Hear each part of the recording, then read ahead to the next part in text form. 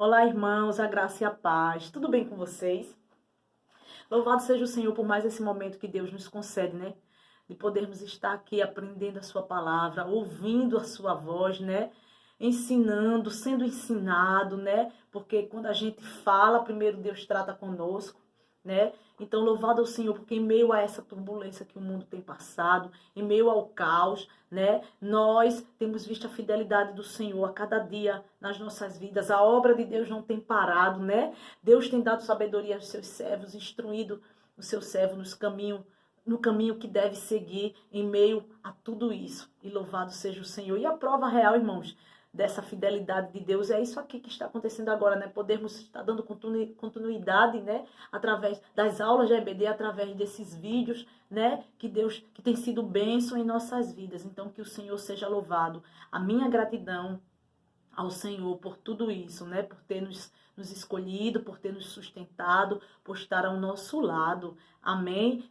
E para quem tem nos acompanhado aí, irmãos, nós estamos na segunda lição, né? Da revista Nova, que começou domingo passado, e agora nós estamos dando continuidade. Cujo tema ele trata, irmãos, de existe somente um Deus. Amém? Existe somente o Senhor nas nossas vidas. E o nosso texto básico para a nossa aula encontra-se lá em Deuteronômio, do capítulo 6, do versículo do 1 ao 9. Você vai acompanhar aí junto comigo, você vai ler, mas antes disso nós iremos orar, amém? Vamos fazer uma rápida oração, entregando ao Senhor as nossas vidas, amém? Ore junto comigo. Pai, em nome de Jesus, nós te louvamos, nós te bendizemos, Senhor, te agradecemos por mais este momento, que o Senhor nos concede, esse momento singular, Pai. Que a tua palavra, Senhor, venha encontrar lugar aos nossos corações. Que cada vida, Senhor, que neste momento para ouvir, Senhor, para esses ensinamentos através da tua palavra, seja, meu Pai, alcançada pelo teu Santo Espírito, Senhor. Oh, Pai, que os teus propósitos, Senhor, através desta palavra se cumpram em nossas vidas. Usa-nos para o teu querer, Senhor. Pai, que a tua presença, Senhor, nos ajude e nos sustente, porque sem a tua presença nada podemos fazer. Abençoe cada lar, cada vida, Senhor, aqui que agora, Senhor, ouve estas palavras, sejam alcançadas por ti, Deus, no nome de Jesus. Eu te peço e já te agradeço. Amém. Amém? Então vamos lá ao texto. Você acompanha aí junto comigo na tela. Amém? Deuteronômio 6, do 1 ao 9, que diz assim: Estes, pois, são os mandamentos, os estatutos e os juízos que mandou o Senhor vosso Deus para vos ensinar, para que os fizesses na terra que passais a possuir. Para que temas ao Senhor teu Deus e guarde todos os seus estatutos e mandamentos, que eu te ordeno, tu e teu filho, e o filho de teu filho, todos os dias da tua vida, e que teus dias sejam prolongados. Ouve, pois, ó Israel, e atenta que os guardes, para que bem te suceda, e muito te multipliques, como te disse o Senhor, Deus de teus pais, na terra que mana leite e mel. Ouve, Israel, o Senhor, nosso Deus, é o único Senhor. Amará, pois, o Senhor teu Deus de todo o teu coração, e de toda a tua alma, e de todo o teu poder. E estas palavras que hoje te ordeno, estarão no teu coração. E as intimarás a teus filhos, e delas falarás assentado em tua casa, e andando pelo caminho, e deitando-te e levantando-te. Também as atarás por sinal na tua mão, e te serão por testeiras entre os teus olhos, e as escreverás nos umbrais da tua casa e nas tuas portas. Amém, irmãos? O que me chama a atenção, irmãos, nesse versículo, é ver a grandeza de Deus, né? Quando ele fala no começo, eu sou o Senhor teu Deus, né? Que te guardo, né? Que te protejo. Portanto, guarda os meus estatutos, os meus mandamentos. É a gente ver a preocupação do nosso Deus, né? Do Criador para com a criação. O cuidado de Deus em que a nossa vida esteja de acordo com a sua vontade, com o seu querer. E o que mais me alegra é saber que essa preocupação do Senhor vai além, né, da nossa geração, né? A preocupação de Deus, o cuidado de Deus, ele não para ali em nós. As promessas do Senhor, ela se avança, né? Nas nossas famílias, nos nossos filhos, né? Como a própria palavra diz. Ensina a eles né, no caminho que eles devem seguir, que eles vão ser alcançados também por essa bênção. Então, tá aí o cuidado de um Deus que é soberano, né, de um Deus que é único e verdadeiro e que zela pela sua palavra. Ele está dizendo aqui, eu sou o Senhor teu Deus, né, não existe outro após mim. Ouve, pois, as minhas palavras, né? O cuidado do Senhor para que nós possamos atentar, né, estar atentos à sua palavra, aos seus estatutos, às suas ordenanças, para que possamos usufruir, né, do que ele tem preparado para nós através da nossa obediência e que isso vai se prolongar nas gerações futuras das nossas vidas. Amém, irmãos? Isso é magnífico, né? Esse é o nosso Deus. E esse Deus, o qual nós estamos falando agora, que é somente Ele, existe somente Ele. Ele é um Deus, irmãos, que Deus, ele não precisa auto se afirmar, né? Ele, como diz a lição, ele já é autossuficiente. O que quer dizer isso? Né? Que apesar de todo esse cuidado de Deus, de toda, né, o seu amor, Deus, ele não depende do ser humano, né, para nada. Deus não depende de mim, Deus não depende de você, Deus não depende de nós para fazermos nada, porque ele é Deus. Ele é autossuficiente. Mas, porém, né, no entanto, ele cria o homem, né, para que ele possa se relacionar com ele, para que ele possa ter uma intimidade, uma vida de relacionamento com o homem, né? Para que ele possa estar ali conversando com o homem, declarando o seu amor através dos seus sinais, e Deus ali mostrando o homem que tem cuidado dele, que o ama, né?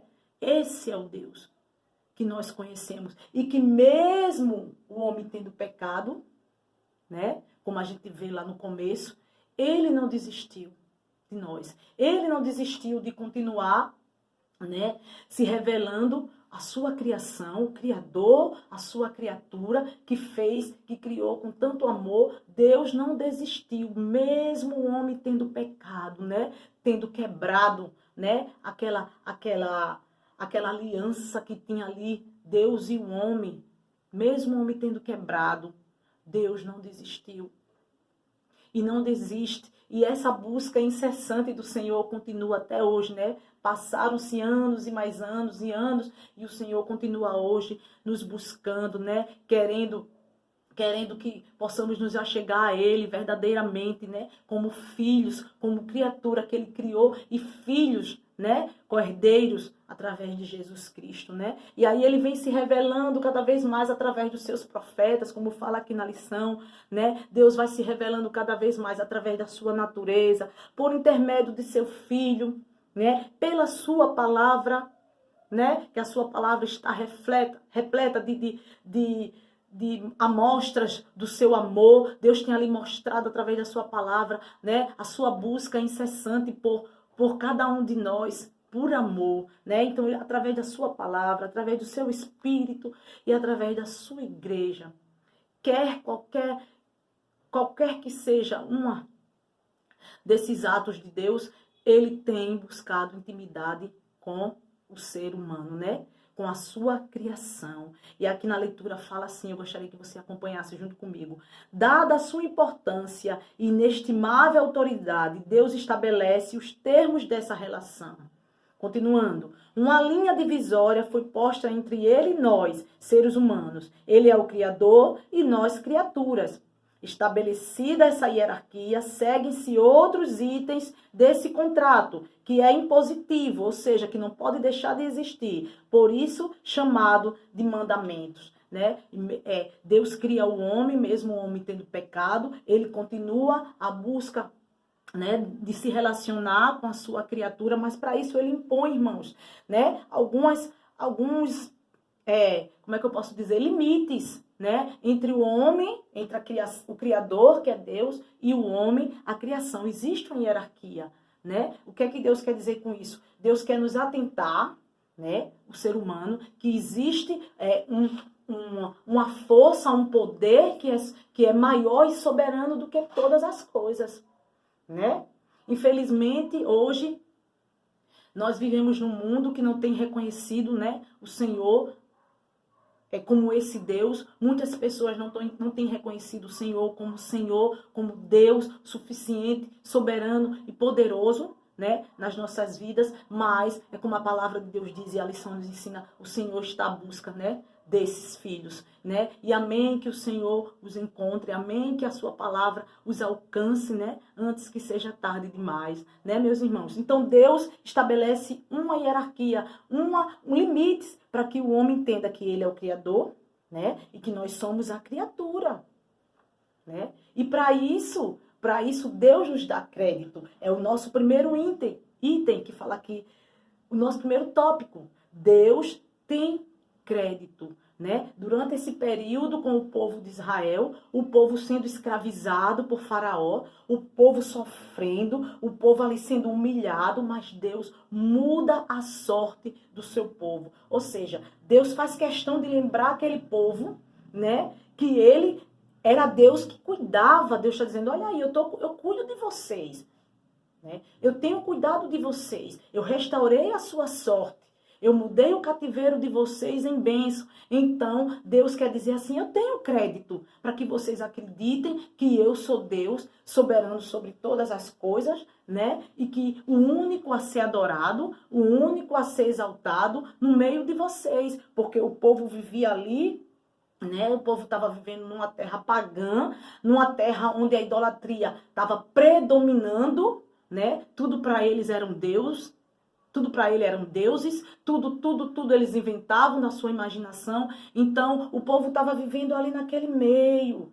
Então, houve uma certa preocupação, né, de Deus, se é que a gente pode chamar assim, do seu povo, tá ali naquele meio, a sua criatura, né, que ele criou com tanto amor, se contaminasse e esquecesse, né, dele como Senhor e Salvador, né, das suas vidas, Redentor. E aí Deus começa a dar os sinais, Deus começa a mostrar sinais para aquele povo, dizendo, eu sou o seu Deus, eu tenho, né, Deus começa a mostrar ao povo que ele é soberano, que ele está ali, que ele não tinha deixado o povo só, né, ao contrário dos outros deuses, né, que não respondiam, que não podiam falar, que não podiam fazer nada. Deus estava ali agindo, né, soberanamente sobre a vida daquele povo, que se nós formos para a palavra, se nós formos olhar a palavra, estudarmos, né, é tremendo o agir de Deus na história do povo de Israel. E o povo estava vivendo ali naquele meio, naquela crença.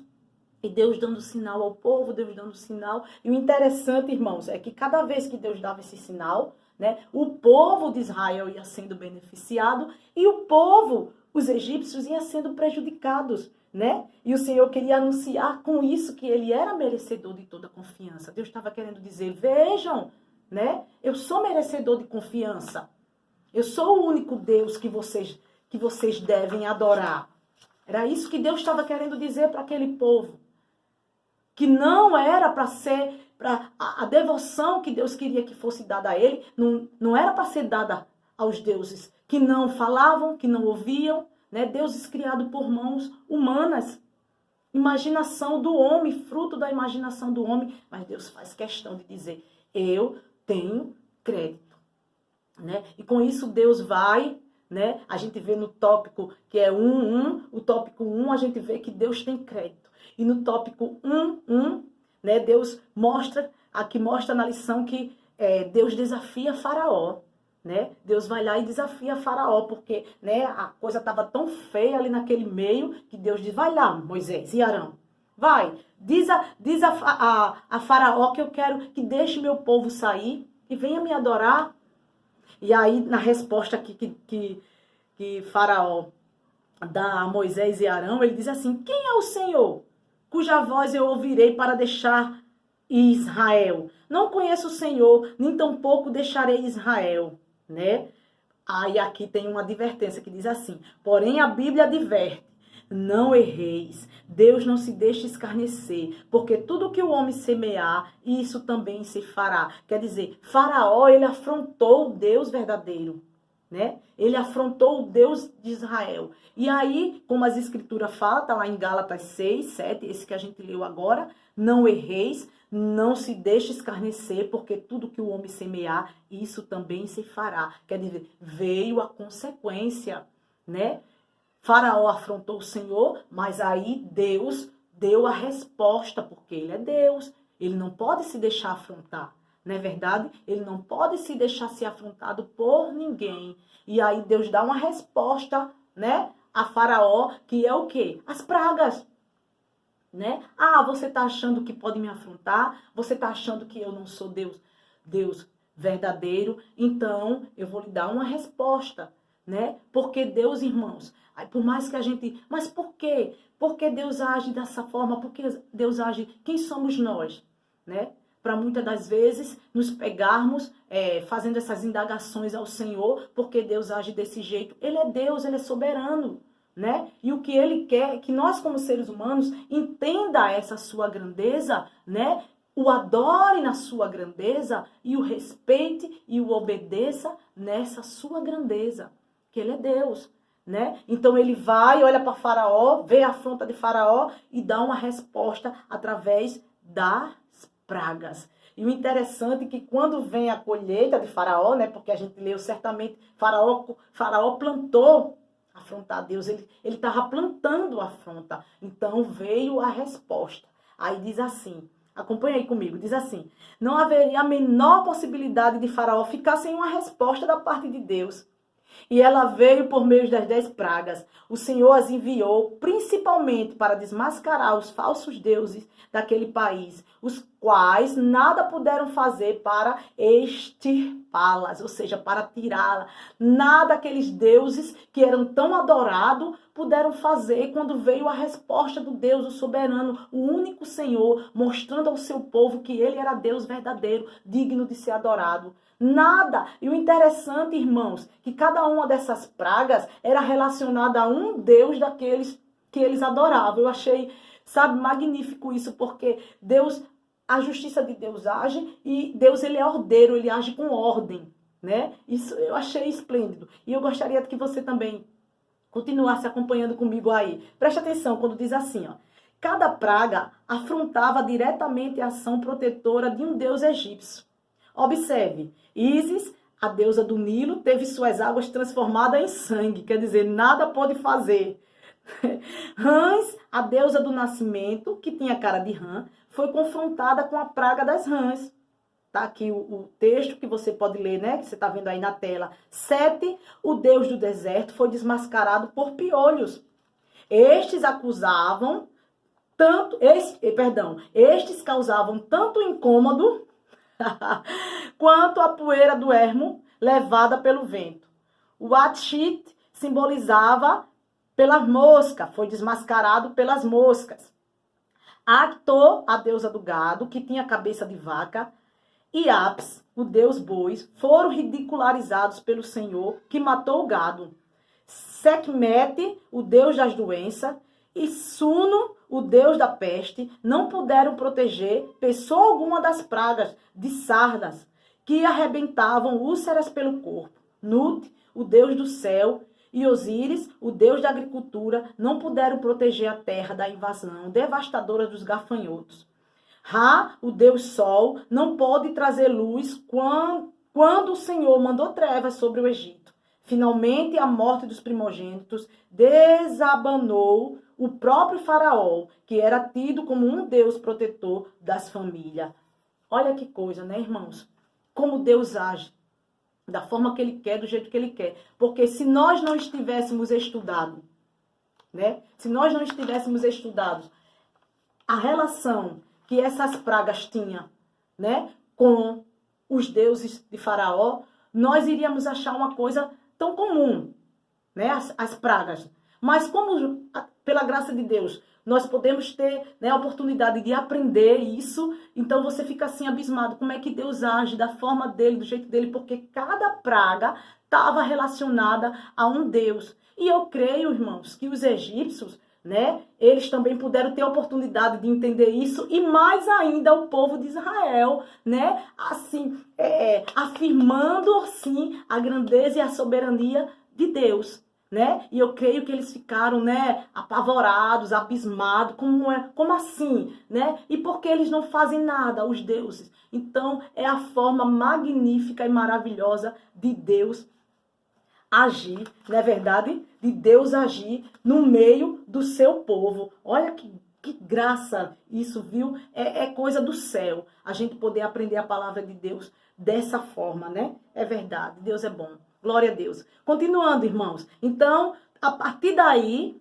né? A partir dessa colocação que Deus faz, mostrando o povo, né? Que ele é Deus, que ele que tem que ser adorado, que ele tem crédito para ser adorado através da sua resposta a Faraó. Deus estabelece o monoteísmo, ou seja, ele é o único Deus a ser adorado, não existe outro Deus, né? Vamos ler aí junto comigo, acompanha aí. Ao anunciar o primeiro mandamento, o próprio Deus adverte: não terás outros deuses diante de mim, né? A expressão diante de mim mostra a sua intolerância para qualquer presunção que vise a estabelecer concorrência com ele, né? Deus não admite ser concorrido por outro Deus, por qualquer outra coisa. E deuses aqui, irmãos, pode estar relacionado a várias coisas hoje, no nosso dia presente, onde nós temos colocado, dado legalidade a outras coisas, tomar o lugar de Deus nas nossas vidas,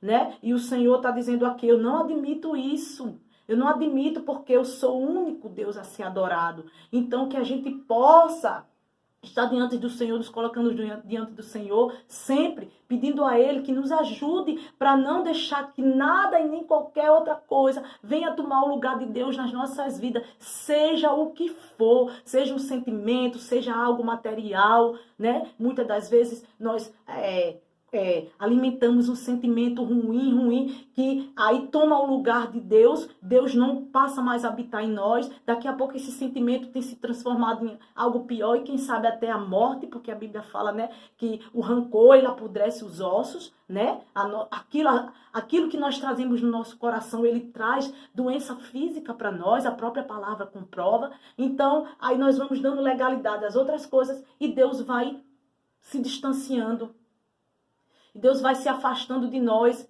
né? E aí gera as consequências, geram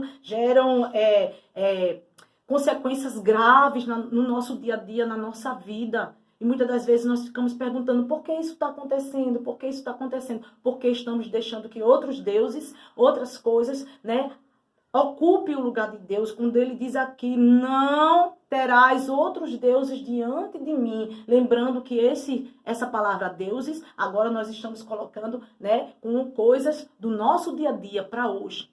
Então, que nada possa tomar o lugar de Deus na sua vida, né? Nada. Então, por que Deus falaria de outros deuses? Né? Aí aqui tem dizendo assim: porque quando ele entregou a Moisés as tábuas da lei, a terra estava infestada de crenças e divindades criadas pela imaginação humana. Por isso que Deus falou: não farás outros deuses além de mim. Né? Por que essa palavra deuses? Porque, como a gente falou no começo, a crença pagã estava ali, ó, fazendo a festa. Né? Deus para tudo, deuses, deuses, deuses. E Deus disse: não façam, se atentem somente a mim, né? Eu que sou o Senhor das suas vidas, eu que tenho mostrado, eu que tenho cuidado da sua vida, né? E eles, os cananeus, cultuavam outras e outras deuses. Aqui fala, né, da deusa Será, a Astarote. Nos cultos a essas divindades havia prostituições, irmãos, e orgias por entre as árvores dos bosques. Olha até que ponto, né, o povo egípcio se deixava se corromper, né, com as idolatrias, né? Outros que falam que o culto ao deus Moloque, por sua vez, exigia o sacrifício no fogo de crianças inocentes até 2 anos de idade. Elas pagavam pelas culpas dos homens. Então, ou seja, Deus olhava lá de cima, né? E como era que Deus via isso? Como era que Deus via essa idolatria? Ele sabendo que ele é Senhor soberano. E o seu povo ali no meio, né, sendo contaminado por isso. Né? Deus não se agradava, irmão, disso. Né? Deus não ficava alegre.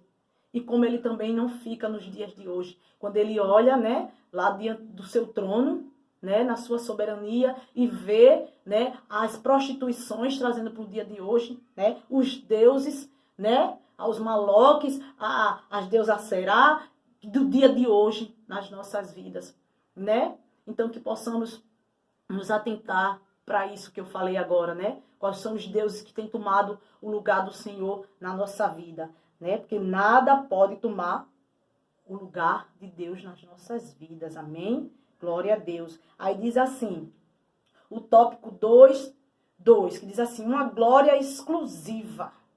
Vamos ler junto comigo, lê aí. O Senhor não aceita ser trocado, tampouco admite ser comparado a qualquer outra divindade.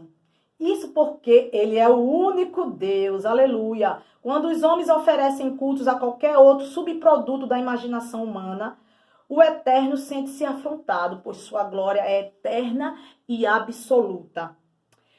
Irmãos, Deus não divide a sua glória com ninguém, né? E eu como cristão, você como cristão, nós temos que ter consciência disso, né? Nós temos que ter consciência, que eu digo verdadeiramente. Não é aquele momento que a gente ouve a palavra, né? Aí aquilo entra no nosso coração, mas depois dali as nossas atitudes são outras. Não, nós temos que ter consciência que Deus não divide sua glória com ninguém. E diz aqui, não podemos oferecer cultos, e agora trazendo cultos como as atitudes, né? A outro Deus a não ser, né? O Senhor.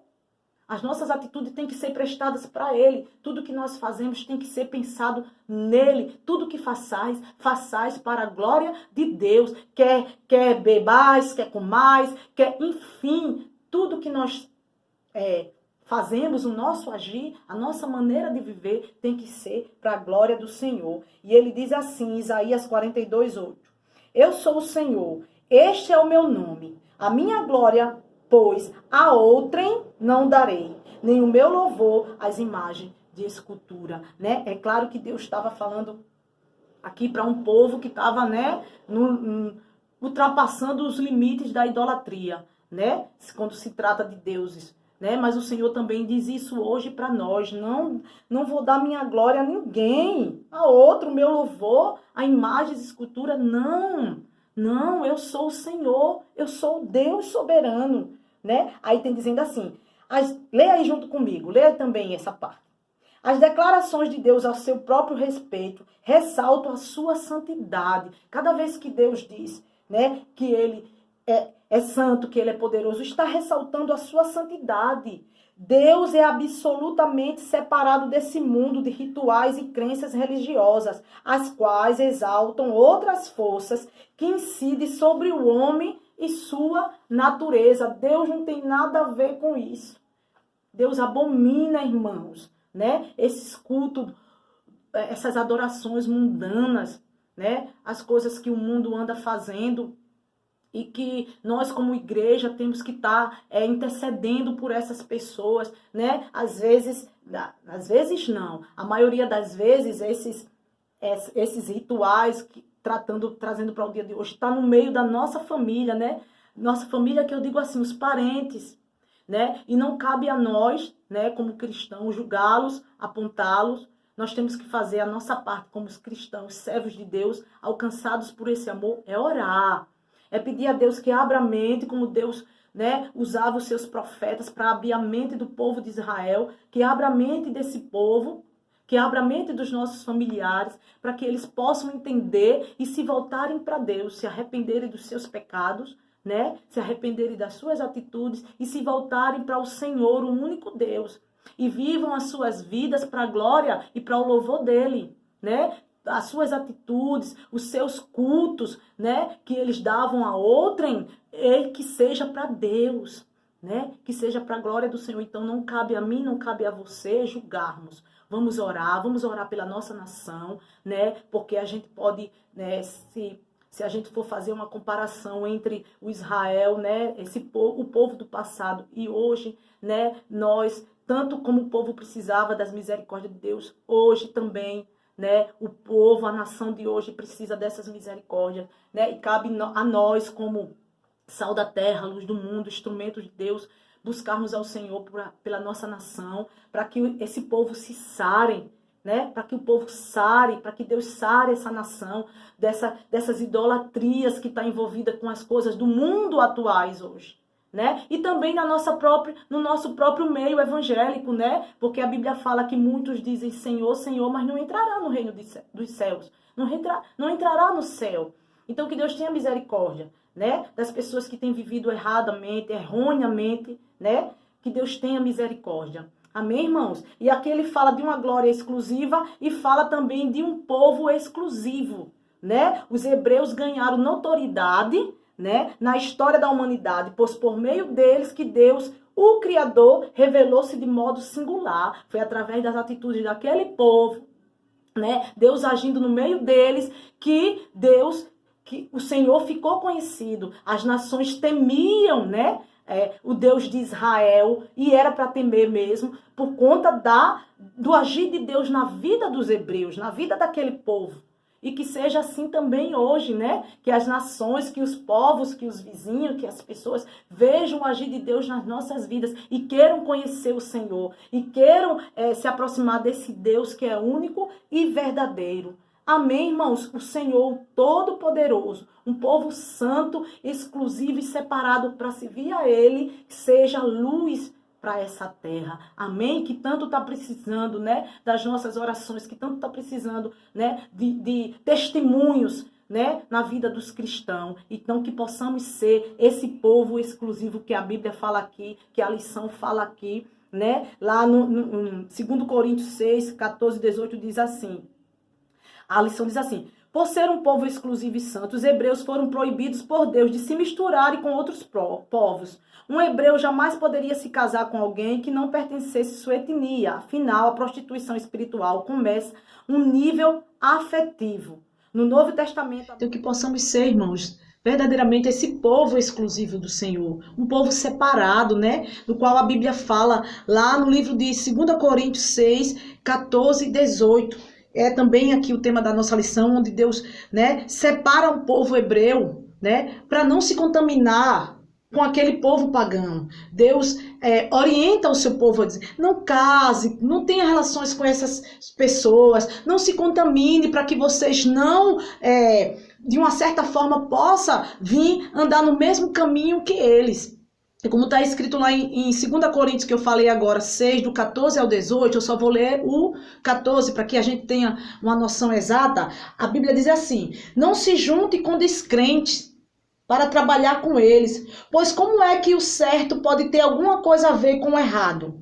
Como é que a luz e a escuridão podem viver juntas? Então não tem nenhuma relação, né, entre as trevas e a luz, entre o crente e o descrente, né? E a gente, com a sabedoria que o Espírito Santo de Deus nos dá, voltando ao que eu falei lá, a gente não vai desprezar, a gente não vai chotar, a gente não vai desprezar o nosso próximo, a gente vai amar, né? A gente vai orar por ele, mas a gente não pode ter uma relação, né, com eles, de intimidade, de estar ali vivendo, de estar ali compartilhando, né? E muitas das vezes esses descrentes dentro da casa da gente, dentro da nossa família. A gente precisa pedir sabedoria a Deus, já que somos um povo exclusivo, já que somos o sal da terra, nós precisamos refletir Cristo na vida dessas pessoas, não abandoná-las, não, né, maltratá-las, não, de forma alguma, né, porque o evangelho de Cristo é um evangelho de amor. Deus amou o mundo de tal maneira que deu seu único filho, né, para que todo aquele que nele crê não pereça, mas tenha vida eterna.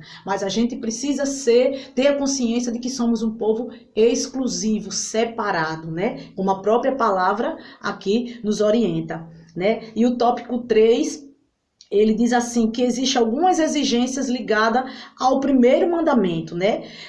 Amarás o Senhor teu Deus acima de todas as coisas, né? Dando importância a alguns desdobramentos desse mandamento, estão o amor, né? O amor a Deus acima de todas as coisas, um amor que é tão verdadeiro que não se deixa contaminar por outras coisas. Quando você ama o Senhor, você ama Ele verdadeiramente. Quando você tem um encontro com Deus, com Cristo, com amor, né, é verdadeiro, né? Então, existe o amor, é verdade, o temor, a adoração, a confiança no Deus eterno e a obediência, né, aos seus estatutos, aos seus mandamentos. E falando do primeiro dele, que é o amor, né, aí diz assim, leia aí junto comigo. No livro de Deuteronômio, cujo significado é repetição das leis, né, ele repete as leis, há uma declaração que deveria ser repetida em uma devoção diária pelos filhos de Israel, para lembrá-los de que há somente um Deus, a saber, o Shema, né? Está lá na lei de Deuteronômio 6,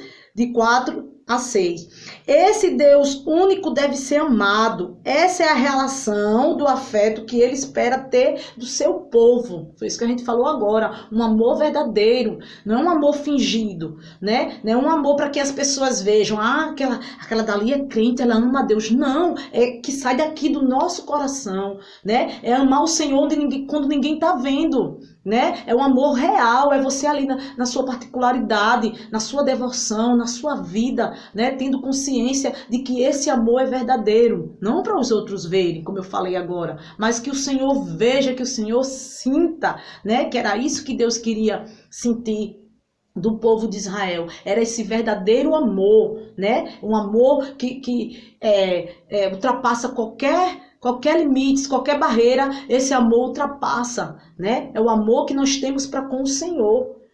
E é esse amor que nos dá força, né? Que nos ajuda. Amém? E o segundo é o temor, né? Aí diz assim, acompanhem também, é importante vocês acompanharem. Diz assim, o temor é uma das mais elevadas expressões humanas, podendo ser negativo ou positivo. O livro de Hebreus fala do temor da morte que leva os homens a se tornarem escravos do diabo. Está lá em Hebreus 2,15. Mas há um temor positivo, o devido a Deus, que implica absoluta reverência a um ser que tanto pode matar e lançar a alma no inferno, quanto dar a vida, né? É um temor a Deus que não é, como a gente tem aprendido, não é ter medo de Deus, né? Mas sim é ter respeito pelo Senhor, é respeitar a sua palavra, é respeitar os seus mandamentos. Era isso que Deus estava dizendo para o povo de Israel, respeitem, né? Tenham temor, não fique com medo, né? Não tenha medo enfim, como muitas pessoas, né, tem medo da morte, tem medo de Deus, não. E o mais importante é que nós possamos também passar isso para os nossos filhos, porque eu falo isso por experiência própria. Muitas das vezes, por falta de sabedoria, Deus faz isso. E o Senhor, aos pouquinhos, foi trabalhando no meu coração. Não é dessa forma. Eu não posso ensinar aos meus filhos esse temor a Deus com medo, né? Mas sim com respeito à sua palavra, né? Com respeito aos seus mandamentos. Amém, irmãos? E tem também a adoração. A adoração ao Senhor. Nós vimos o amor, o temor, a adoração, né, que é exclusiva, única dele, e lembrando que a adoração não é se falando em termos musicais, né, quando o pastor Múcio diz lá, vamos adorar o Senhor, vamos fazer 2 adorações, não, isso também está envolvendo a adoração, que é o louvor, mas a adoração com a nossa vida. Adorar a Deus é viver uma vida de santidade nos caminhos do Senhor. Tudo que você faz, né, que seja para a honra e glória do Senhor, que seja para a adoração dele, né? Tudo. Então, é uma adoração nesse sentido, voltado para esse sentido. Então, a nossa adoração tem que ser única e exclusiva para o nosso Deus. Diz assim, dai ao Senhor a glória, está lá em 1 Crônicas 16, 29. Dai ao Senhor a glória de seu nome, trazeis presentes perante ele, adorai o Senhor na beleza da sua santidade, ou seja, é viver uma vida de santidade mesmo para Deus, né? Para que ele olhe para nós e veja, né, a adoração verdadeira que flui da nossa vida, com as nossas atitudes, né, com as nossas ações, enfim. Amém, irmãos? Aí tem dizendo aqui, eu gostaria também de que vocês lessem comigo. Os seres humanos são propensos à devoção ligada a algo tangível, né? Por isso fabricam ídolos, né? Querem pegar, querem ver. E que conferem a falsa sensação de uma entidade divina presente. Deus, no entanto, não aceita ser substituído por qualquer imagem. Ele é espírito e quer que os homens conheçam a sua natureza pela fé, né? É uma ligação entre Deus que nos leva ao Senhor pela fé. Por isso que nós falamos que adoramos a Ele em espírito e em verdade, porque nós cremos, né? Ele é espírito, mas ele é verdadeiro, né? Então é a nossa fé. É a fé que é gerada no nosso coração, que vai nos levar a um patamar, né, de intimidade com o Senhor através da nossa fé, porque nós não podemos ver. Mas e aí, como acreditar? Como adorar um Deus que eu não vejo, né? Por isso que os homens, né, eram propícios a fazerem deuses imagem, porque dava uma sensação de que o Deus estava ali presente. Eles queriam ver, né? Mas bem-aventurado aqueles que não viram, né? Que não viram e creem, que somos nós, né? Glória a Deus. E o quarto é a confiança, né? A confiança. Aí diz assim, vamos ler? Está implícito no primeiro mandamento que o Senhor é digno de confiança. Quando ele mesmo diz, eu sou o Senhor teu Deus, que te tirei da terra do Egito. Ele tem o que mostrar. É essa confiança que leva os crentes a buscá-lo em oração. O texto que nós lemos está lá em Êxodo 22, né? É essa confiança, irmãos, que nos leva a buscar o Senhor cada vez mais. Quando eu confio, eu sei que Ele existe, eu creio, então eu vou buscá-lo, né? Cada vez mais e mais, até, né, transbordar da presença de Deus na minha vida, porque eu confio, eu sei que Ele existe, eu sei que Ele é real, né? E essa confiança é a base, né? É a base da igreja, é a confiança em Deus. É crer que o Senhor é verdadeiro, que Ele existe, e que está ali agindo pelo seu povo. Amém? E o quinto e último está relacionado à obediência, né? Vamos ler, fica mais fácil, né, para entender. No que tange aos seus preceitos eternos, olha só, o Altíssimo é intransigente. A bênção resulta na obediência e a maldição na desobediência. Até aí, irmãos. Quer dizer, quando eu obedeço, eu sou abençoado. Mas quando eu desobedeço, eu estou debaixo da maldição, né? Eu preciso viver uma vida de obediência ao Senhor, aos seus valores, aos seus mandamentos, né? Aos seus estatutos, para que Deus olhe para mim e veja, né? E me abençoe e veja ali um crente verdadeiro cumprindo os seus propósitos e os seus mandamentos. Amém, irmãos? Então, que esses tópicos que foram citados aqui, o amor, o temor, a adoração, a confiança e a obediência em Deus, sejam presentes diariamente na nossa vida, como cristãos, como verdadeiros cristãos, fluindo aí no mundo, né? Fluindo como povo de Deus exclusivo, nação santa, separada, declarando que o Senhor é o Senhor das nossas vidas, que Ele é o único Deus, né, das nossas vidas. Amém? E para concluir,